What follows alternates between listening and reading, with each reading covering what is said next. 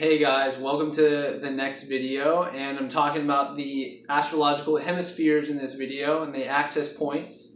So going right into it, I'm going to begin with the ascendant here. This is an angular point. These are very important points in your chart, and any planets that are within a 10-degree orb, or 10 degrees of this, or even as much as 30 degrees, whatever planets are in these houses, which are mainly associated with house 1, house 4, house 7, and house 10, are very important places in your chart. So those planets are actually emphasized in your chart, and they are brought to a higher degree of critical and significance.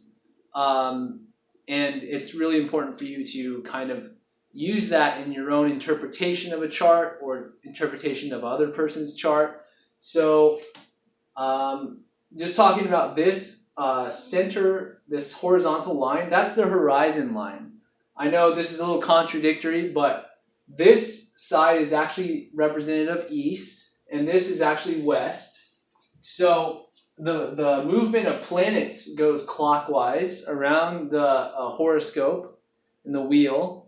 So we see that any planets that are below this horizon line are planets that are, if you were to be looking out south and the northern hemisphere, this is for everybody that's lives in the northern hemisphere. If it was the opposite, you'd be looking opposite. But if we were to look out towards the sky, and we look towards the sun, we'd be facing south, and everybody in the northern hemisphere would be facing south. So this means that our midheaven is going to be the south.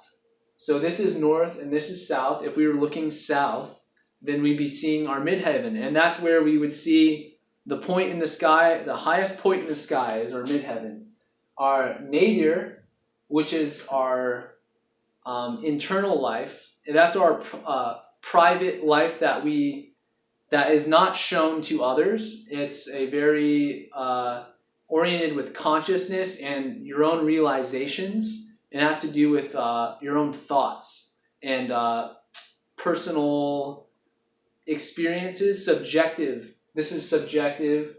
The midheaven is all about events and external happenings and circumstances. So the midheaven is very public. It's all about how people perceive you and how you perceive the world through your own experience and action of events.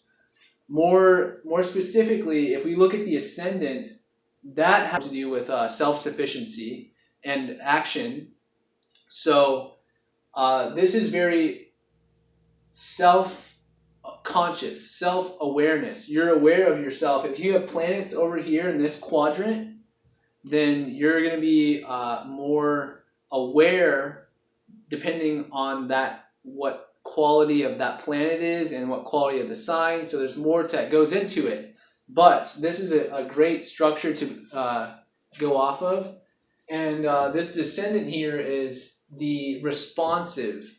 It's a implicit of how other people respond to you and how you respond to others. It's a very communal and communication part of the chart that the descendant here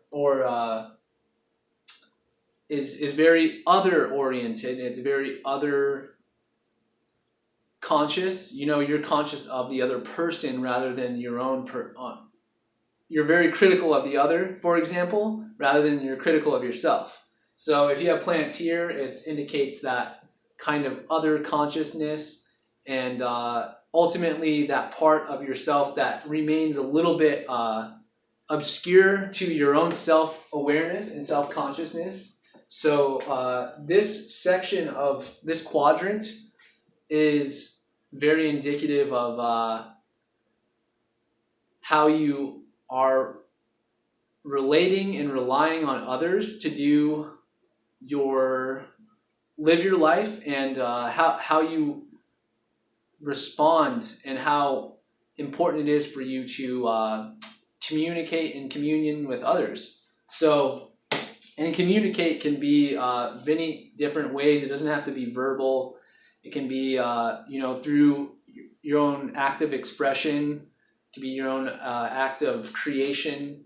So it doesn't have to be limited to just verbal communication. Rotation of the planets, and they fall on in either quadrant.